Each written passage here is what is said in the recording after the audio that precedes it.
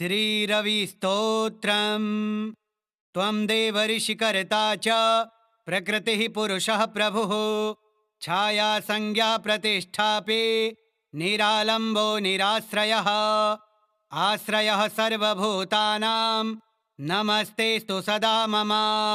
त्वं देव सर्वतश्चक्षुः सर्वतः सर्वदा गतिः सर्वदः सर्वदा सर्वः सर्वसेव्यस्त्वमार्तिः। त्वं देव ध्यानिनां ध्यानं योगिनां योग उत्तमः। त्वं भाषाफलदः सर्वः सद्यः पापहरो विभुः सर्वार्तिनाशं नो नाशे करणं करुणा विभुः दयाशक्तिः क्षमावासः सघृणिर्घृणिमूर्तिमान्। त्वं देव सृष्टिसंहार स्थितिरूपः सुराधिपः बकः शोषो वृकोदाहस्तुषारो दहनात्मकः प्रणतार्तिहरो योगी योगमूर्ते नमोऽस्तु ते। त्वं देव हृदयानन्द शिरोरत्नप्रभामणिः बोधकः पाठको ध्यायी ग्राहको ग्रहणात्मकः। त्वं देव नियमो न्यायी न्यायको न्यायवर्धनः अनित्यो नियतो नित्यो न्यायमूर्ते नमोऽस्तु ते।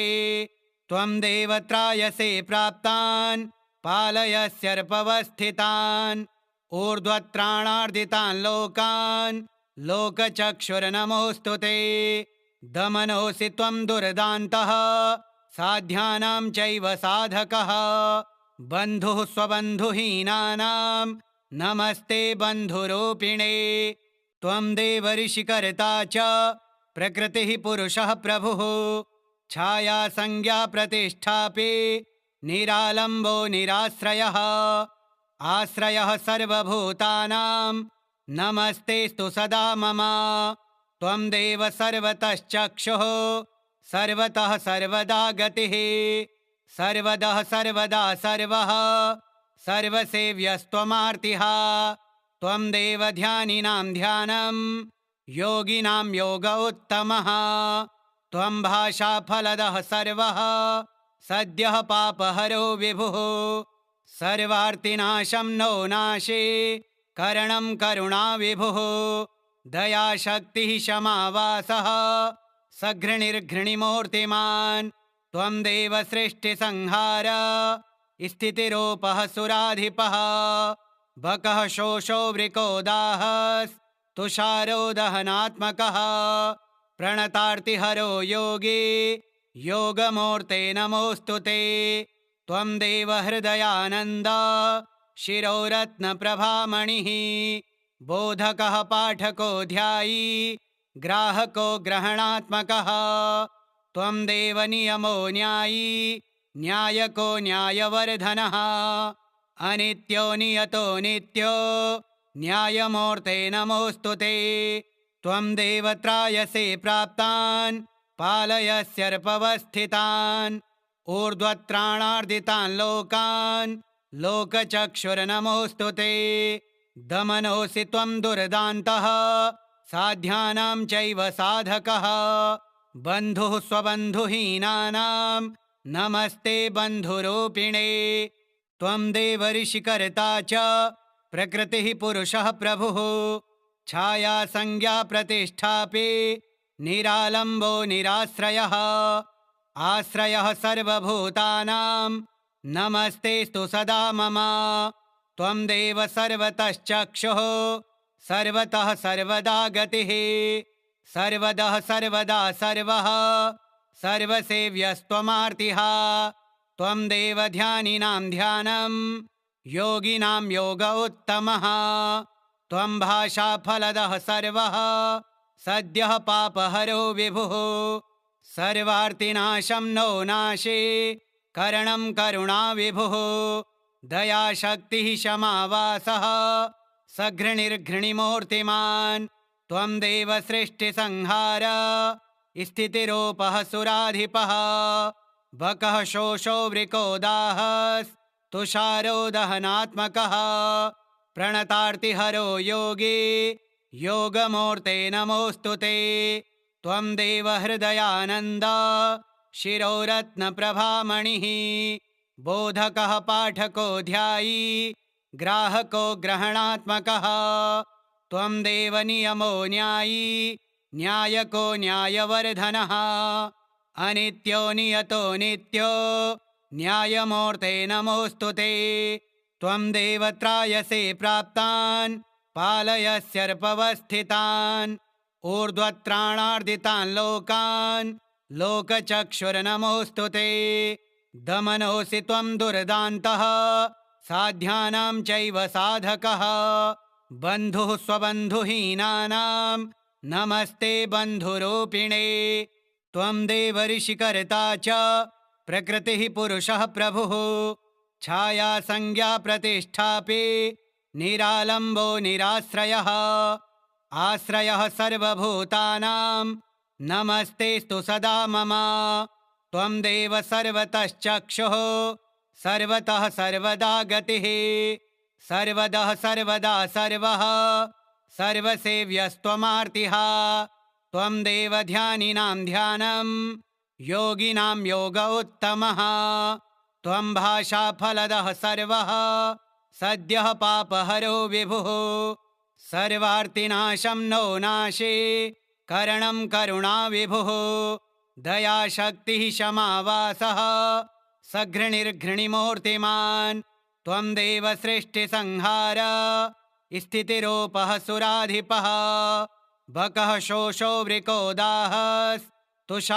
दहनात्मकः प्रणतार्तिहरो योगी योगमूर्ते नमोऽस्तु ते त्वं देवहृदयानन्द शिरोरत्नप्रभामणिः बोधकः पाठको ध्यायी ग्राहको ग्रहणात्मकः त्वं देवनियमो न्यायी न्यायको न्यायवर्धनः अनित्यो नियतो नित्यो न्यायमूर्ते नमोऽस्तु ते त्वं देवत्रायसे प्राप्तान् पालयस्यर्पवस्थितान् ऊर्ध्वत्राणार्दितान् लोकान् लोकचक्षुर्नमोऽस्तु ते दमनोऽसि त्वं दुर्दान्तः साध्यानां चैव साधकः बन्धुः स्वबन्धुहीनानां नमस्ते बन्धुरूपिणे त्वं देवऋषिकर्ता च प्रकृतिः पुरुषः प्रभुः छाया संज्ञा प्रतिष्ठापि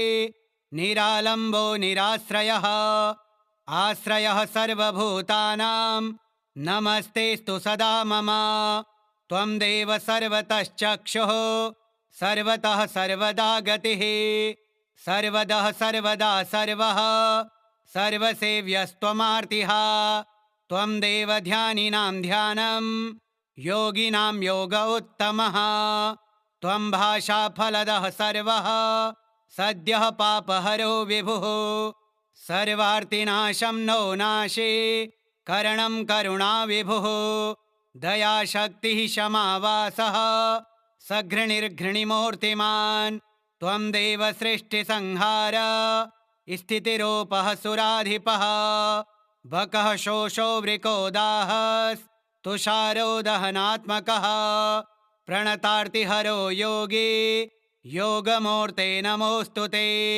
त्वं देवहृदयानन्द शिरोरत्नप्रभामणिः बोधकः पाठको ध्यायी ग्राहको ग्रहणात्मकः त्वं देवनियमो न्यायी न्यायको न्यायवर्धनः अनित्यो नियतो नित्यो न्यायमूर्ते नमोऽस्तु ते त्वं देवत्रायसे प्राप्तान् पालयस्यर्पवस्थितान् ऊर्ध्वत्राणार्दितान् लोकान् लोकचक्षुर्नमोऽस्तु ते दमनोऽसि त्वं दुर्दान्तः साध्यानां चैव साधकः बन्धुः स्वबन्धुहीनानां नमस्ते बन्धुरूपिणे त्वं देवऋषिकर्ता च प्रकृतिः पुरुषः प्रभुः छाया संज्ञा प्रतिष्ठापि निरालम्बो निराश्रयः आश्रयः सर्वभूतानां नमस्तेस्तु सदा मम त्वं देव सर्वतश्चक्षुः सर्वतः सर्वदा गतिः सर्वदः सर्वदा सर्वः सर्वसेव्यस्त्वमार्तिः त्वं देवध्यानिनां ध्यानं योगिनां योग उत्तमः त्वं भाषाफलदः सर्वः सद्यः पापहरो विभुः सर्वार्तिनाशं नो नाशे करणं करुणा विभुः दयाशक्तिः क्षमावासः सघृणिर्घृणिमूर्तिमान् त्वं देव सृष्टिसंहार स्थितिरूपः सुराधिपः बकः शोषो वृकोदाहस्तुषारो दहनात्मकः प्रणतार्तिहरो योगी योगमूर्ते नमोऽस्तु ते त्वं देव हृदयानन्द शिरोरत्नप्रभामणिः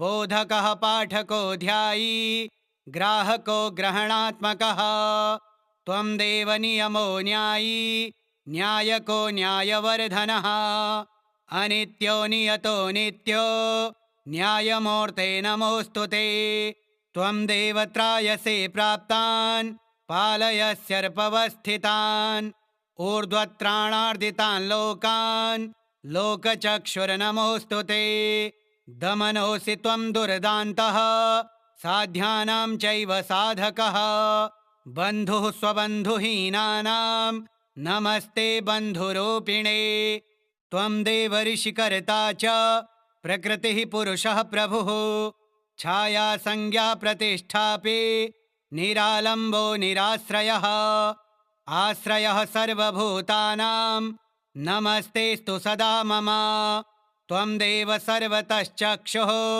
सर्वतः सर्वदा गतिः सर्वदः सर्वदा सर्वः सर्वसेव्यस्त्वमार्तिः त्वं देव ध्यानिनां ध्यानं योगिनां योग उत्तमः त्वं भाषाफलदः सर्वः सद्यः पापहरो विभुः सर्वार्तिनाशं नो नाशे करणं करुणा विभुः दयाशक्तिः क्षमावासः सघृणिर्घृणिमूर्तिमान् त्वं देव सृष्टिसंहार स्थितिरूपः सुराधिपः बकः शोषो वृकोदाहस्तुषारो दहनात्मकः प्रणतार्तिहरो योगी योगमूर्ते नमोऽस्तु ते त्वं देव हृदयानन्द शिरोरत्नप्रभामणिः बोधकः पाठको ध्यायी ग्राहको ग्रहणात्मकः त्वं देव नियमो न्यायी न्यायको न्यायवर्धनः अनित्यो नियतो नित्यो न्यायमूर्ते नमोऽस्तु ते त्वं देव त्रायसे प्राप्तान् पालयस्यर्पवस्थितान् ऊर्ध्वत्राणार्दितान् लोकान् लोकचक्षुर्नमोऽस्तु ते दमनोऽसि त्वं दुर्दान्तः साध्यानां चैव साधकः बन्धुः स्वबन्धुहीनानां नमस्ते बन्धुरूपिणे त्वं देव ऋषिकर्ता च प्रकृतिः पुरुषः प्रभुः छाया संज्ञा प्रतिष्ठापि निरालम्बो निराश्रयः आश्रयः सर्वभूतानां नमस्तेस्तु सदा मम त्वं देव सर्वतश्चक्षुः सर्वतः सर्वदा गतिः सर्वदः सर्वदा सर्वः सर्वसेव्यस्त्वमार्तिः त्वं देव ध्यानिनां ध्यानं योगिनां योग उत्तमः त्वं भाषाफलदः सर्वः सद्यः पापहरो विभुः सर्वार्तिनाशं नो नाशे करणं करुणा विभुः दयाशक्तिः क्षमावासः सघृणिर्घृणिमूर्तिमान् त्वं देव सृष्टिसंहार स्थितिरूपः सुराधिपः बकः शोषो वृकोदाहस्तुषारो दहनात्मकः प्रणतार्तिहरो योगी योगमूर्ते नमोऽस्तु ते त्वं देव हृदयानन्द शिरोरत्नप्रभामणिः बोधकः पाठको ध्यायी ग्राहको ग्रहणात्मकः त्वं देव नियमो न्यायी न्यायको न्यायवर्धनः अनित्यो नियतो नित्यो न्यायमूर्ते नमोऽस्तु ते त्वं देव त्रायसे प्राप्तान् पालयस्यर्पवस्थितान् ऊर्ध्वत्राणार्दितान् लोकान् लोकचक्षुर्नमोऽस्तु ते। दमनोऽसि त्वं दुर्दान्तः साध्यानां चैव साधकः। बन्धुः स्वबन्धुहीनानां नमस्ते बन्धुरूपिणे। त्वं देवर्षिकर्ता च प्रकृतिः पुरुषः प्रभुः। छाया संज्ञा प्रतिष्ठापि निरालम्बो निराश्रयः। आश्रयः सर्वभूतानां नमस्तेस्तु सदा मम। त्वं देव सर्वतश्चक्षुः सर्वतः सर्वदा गतिः। सर्वदः सर्वदा सर्वः सर्वसेव्यस्त्वमार्तिः। त्वं देव ध्यानिनां ध्यानं योगिनां योग उत्तमः।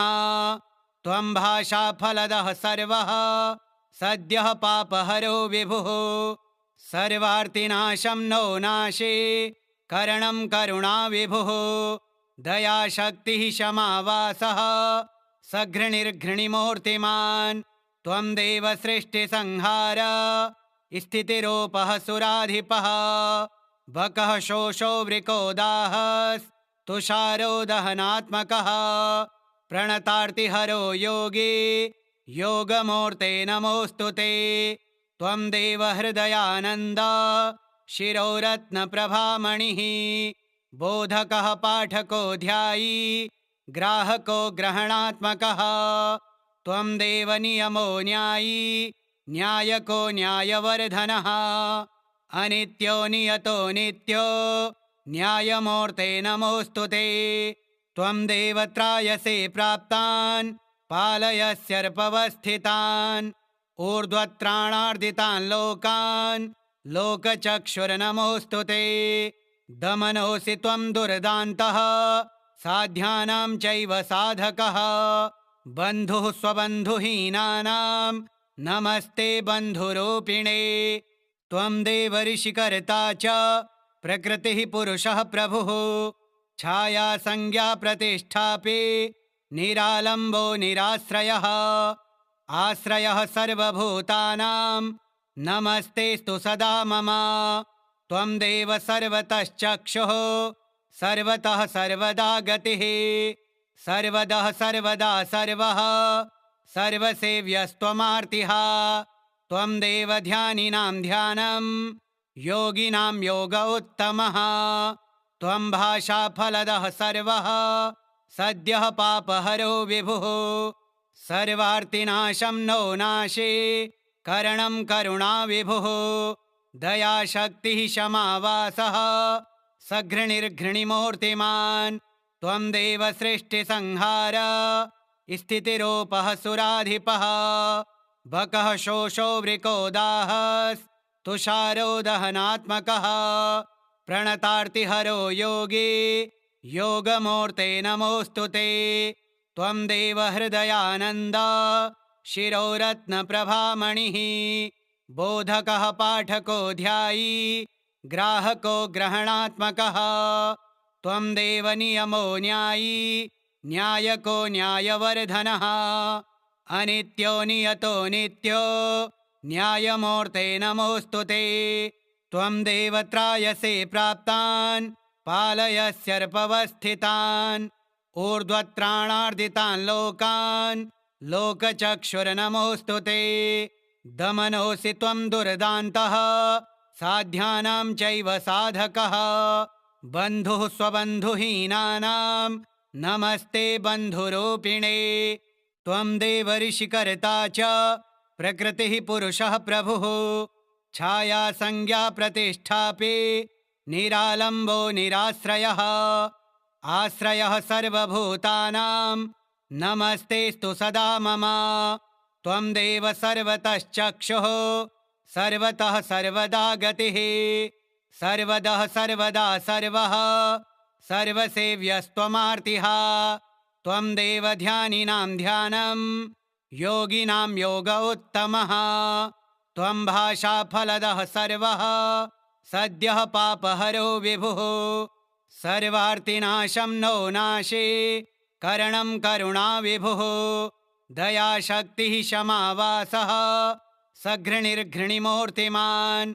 त्वं देव सृष्टिसंहार स्थितिरूपः सुराधिपः वकः शोषो वृको दाहस्तुषारो दहनात्मकः प्रणतार्तिहरो योगी योगमूर्ते नमोऽस्तु ते त्वं देवहृदयानन्द शिरोरत्नप्रभामणिः बोधकः पाठको ध्यायी ग्राहको ग्रहणात्मकः त्वं देवनियमो न्यायी न्यायको न्यायवर्धनः अनित्यो नियतो नित्यो न्यायमूर्ते नमोऽस्तु ते त्वं देवत्रायसे प्राप्तान् पालयस्यर्पवस्थितान् ऊर्ध्वत्राणार्दितान् लोकान् लोकचक्षुर्नमोऽस्तु ते दमनोऽसि त्वं दुर्दान्तः साध्यानां चैव साधकः बन्धुः स्वबन्धुहीनानां नमस्ते बन्धुरूपिणे त्वं देवऋषिकर्ता च प्रकृतिः पुरुषः प्रभुः छाया संज्ञा प्रतिष्ठापि निरालम्बो निराश्रयः आश्रयः सर्वभूतानां नमस्तेस्तु सदा मम त्वं देव सर्वतश्चक्षुः सर्वतः सर्वदा गतिः सर्वदः सर्वदा सर्वः सर्वसेव्यस्त्वमार्तिः त्वं देवध्यानिनां ध्यानं योगिनां योग उत्तमः त्वं भाषाफलदः सर्वः सद्यः पापहरो विभुः सर्वार्तिनाशं नो नाशे करणं करुणाविभुः दयाशक्तिः क्षमावासः सघृणिर्घृणिमूर्तिमान् त्वं देवसृष्टिसंहार स्थितिरूपः सुराधिपः बकः शोषो वृको दाहस्तुषारो दहनात्मकः प्रणतार्तिहरो योगी योगमूर्ते नमोऽस्तु ते त्वं देवहृदयानन्द शिरोरत्नप्रभामणिः बोधकः पाठको ध्यायी ग्राहको ग्रहणात्मकः त्वं देवनियमो न्यायी न्यायको न्यायवर्धनः अनित्यो नियतो नित्यो न्यायमूर्ते नमोऽस्तु ते त्वं देवत्रायसे प्राप्तान् पालयस्यर्पवस्थितान् ऊर्ध्वत्राणार्दितान् लोकान् लोकचक्षुर्नमोऽस्तु ते दमनोऽसि त्वं दुर्दान्तः साध्यानां चैव साधकः बन्धुः स्वबन्धुहीनानां नमस्ते बन्धुरूपिणे त्वं देवऋषिकर्ता च प्रकृतिः पुरुषः प्रभुः छाया संज्ञा प्रतिष्ठापि निरालम्बो निराश्रयः आश्रयः सर्वभूतानां नमस्तेस्तु सदा मम त्वं देव सर्वतश्चक्षुः सर्वतः सर्वदा गतिः सर्वदः सर्वदा सर्वः सर्वसेव्यस्त्वमार्तिः त्वं देवध्यानिनां ध्यानं योगिनां योग उत्तमः त्वं भाषाफलदः सर्वः सद्यः पापहरो विभुः सर्वार्तिनाशं नो नाशे करणं करुणाविभुः दयाशक्तिः क्षमावासः सघृणिर्घृणिमूर्तिमान् त्वं देवसृष्टिसंहार स्थितिरूपः सुराधिपः बकः शोषो वृको दाहस्तुषारो दहनात्मकः प्रणतार्तिहरो योगी